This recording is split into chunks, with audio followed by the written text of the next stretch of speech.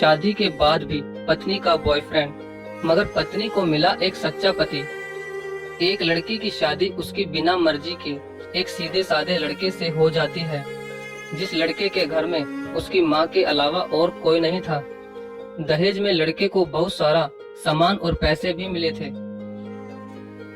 लेकिन लड़की किसी और लड़के से बेहद प्यार करती थी। अब लड़की की शादी बिना मर्जी के तो हो ही गई थी और अब वो अपने ससुराल आ गई थी। तभी सुहागरात के वक्त लड़का दूध लेकर कमरे में आता है और उस लड़की यानी अपनी पत्नी के पास बैठ जाता है।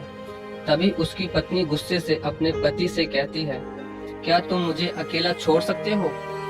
उसकी ये बात सुनकर उसका पति बहुत दुखी होता है, लेकिन फिर भी वो खुशी खुशी ये कहता है, नहीं तुम आराम करो, मैं तो सिर्फ तुम्हारे लिए दूध लेकर आया था। यह कहकर वो कमरे से बाहर चला जाता है। लड़की मन मारकर ही रह जाती है, क्योंकि लड़की चाहती थी कि उसने झगड़ा क्यों नहीं किया ताकि वो उस गंवार से तलाक ले सके। अब लड़की को ससुराल में 3-4 दिन हो गए थे, मगर वो तो बस पूरा दिन फोन पर बॉयफ्रेंड से बात करती थी और उधर लड़के की माँ बिना शिकायत करे दिन भर घर का सारा काम करती थी। वह सबके लिए खाना भी खुद ही बनाती थी, फिर भी उसकी माँ के चेहरे पर हर वक्त मुस्कुराहट ही रहती थी।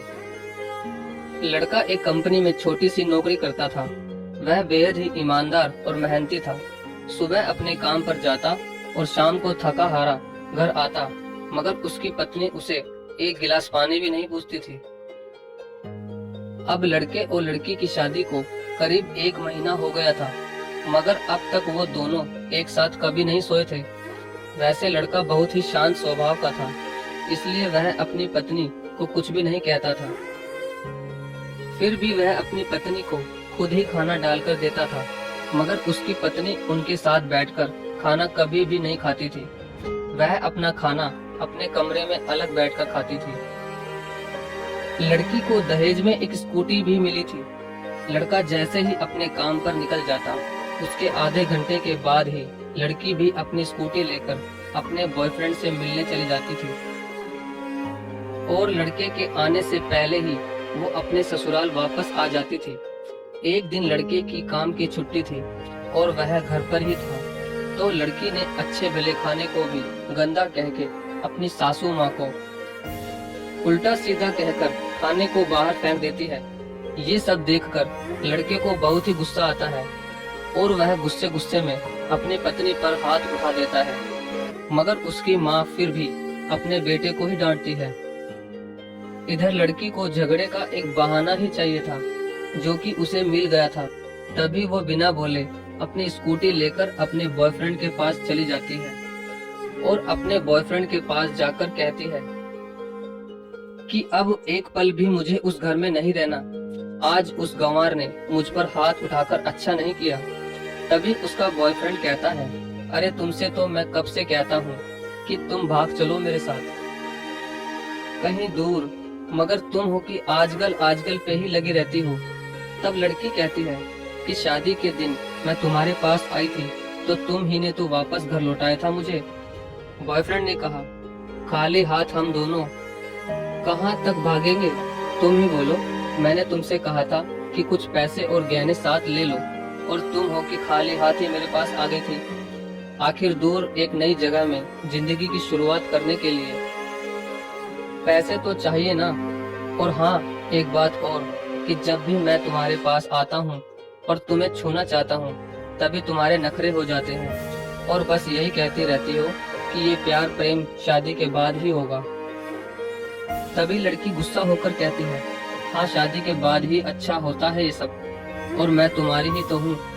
मैं आज भी एक कुंवारी लड़की ही हूँ और शादी करके भी आज तक उस गंवार के साथ एक रात भी नहीं सोई मैं, क्योंकि मैंने तुमसे ही सच्चा प्यार किया है।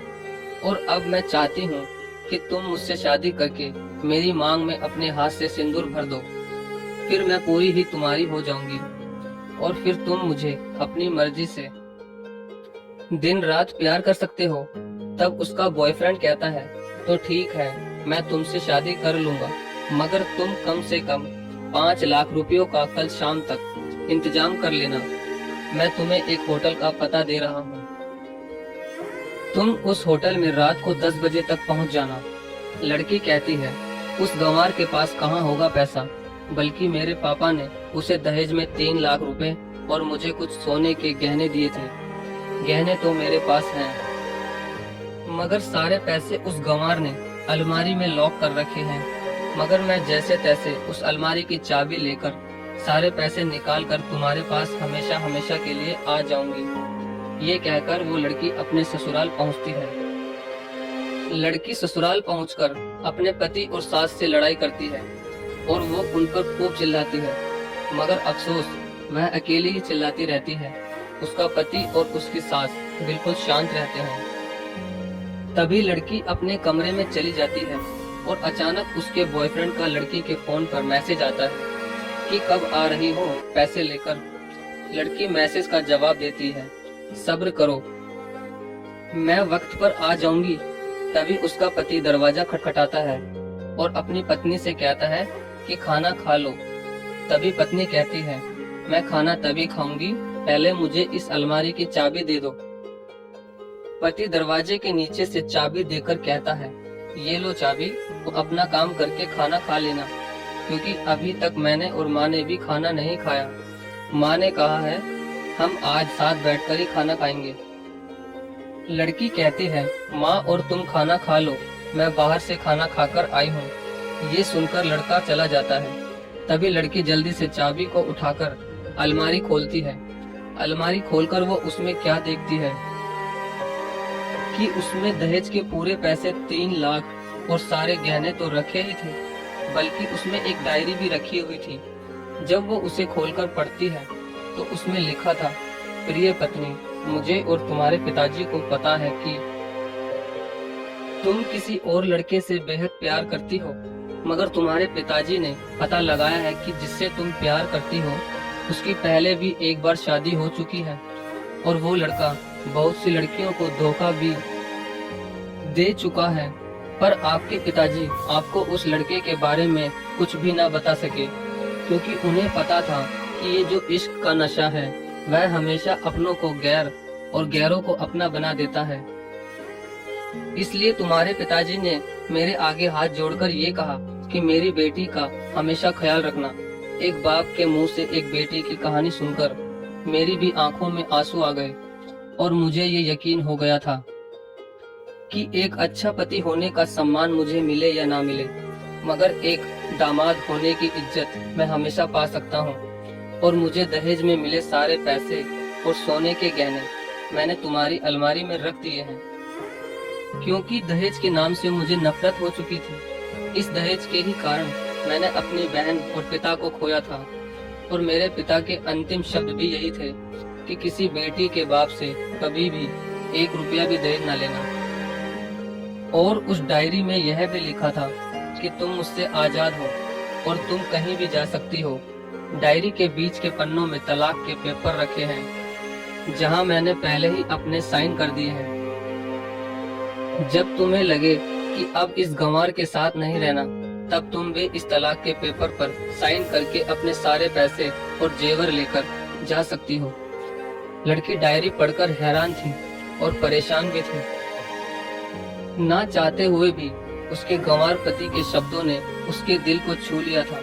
अब वो ना चाहते हुए भी गंवार पति के अनदेखे प्यार को वो महसूस करने लगी थी। वह फूट फूट के रोने लगी। डायरी में आगे लिखा था कि मैंने तुम्हें इसलिए मारा क्योंकि आपने माँ को गाली दी, और जो बेटा खुद के आगे अपनी माँ की बेइज्जती होते सहन कर ले, फिर वह बेटा ही कैसा।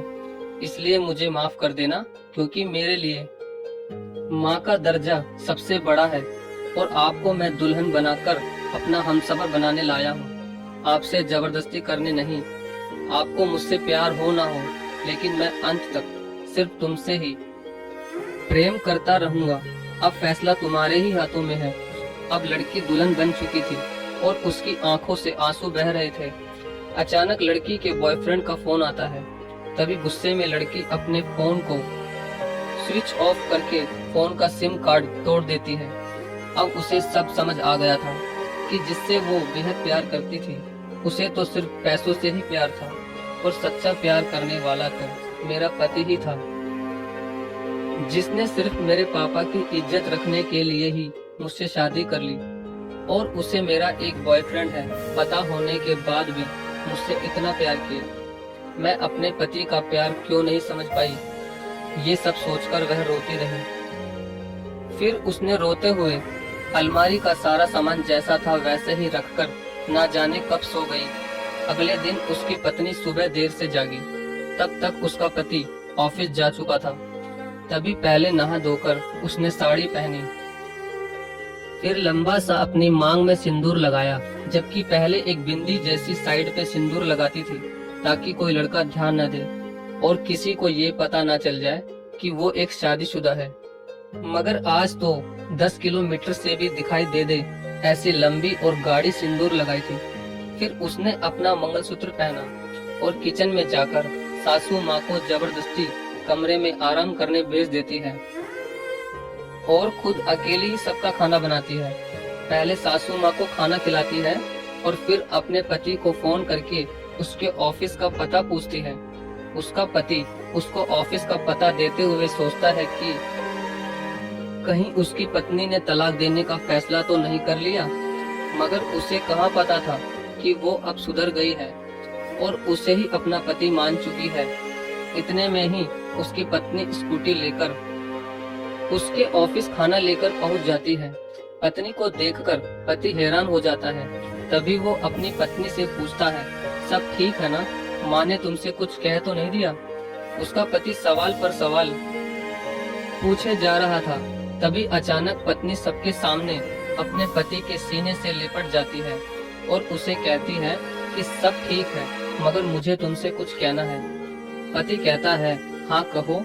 तब पत्नी सबके सामने कहती है, आई लव यू मेरे प्यारे पति, I love you for ever. ये सुनकर ऑफिस के सभी लोग हैरान होकर खड़े हो जाते हैं और जोर जोर से तालियां बजाने लगते हैं। तब पत्नी सबके सामने अपने पति का हाथ पकड़ के कहती है कि अब 1 महीने तक मेरे पति देव ऑफिस में दिखाई नहीं देंगे। ऑफिस के सभी लोग पूछते हैं क्यों? तब लड़के की पत्नी कहती है, क्योंकि हम दोनों लंबी छुट्टी पर जा रहे हैं। पति पत्नी से कहता है, तुम्हें क्या हो गया? तभी पत्नी पति से कहती है, मुझे तुमसे सच्चा प्यार हो गया। ये कहकर वो उसके सीने से दोबारा इस तरह लिपट जाती है जहाँ से वो अपने गंवार पति से कभी भी जुदा ना हो पाए। तभी उसका पति भी बहुत खुश हो जाता है और फिर वो दोनों अपने घर चले जाते हैं और खुशी खुशी अपना जीवन बिताते हैं और हमेशा खुश रहते हैं। तो दोस्तों, प्यार हमेशा उससे करना चाहिए जो आपसे प्यार करता हो और साथ ही आपकी और आपके परिवार की इज्जत भी करता हो। पैसों से प्यार करने वाला इंसान कभी आपसे प्यार नहीं कर सकता। दोस्तों आपको ये कहानी कैसी लगी? अगर अच्छी लगी हो तो प्लीज वीडियो को लाइक और शेयर जरूर करें। धन्यवाद।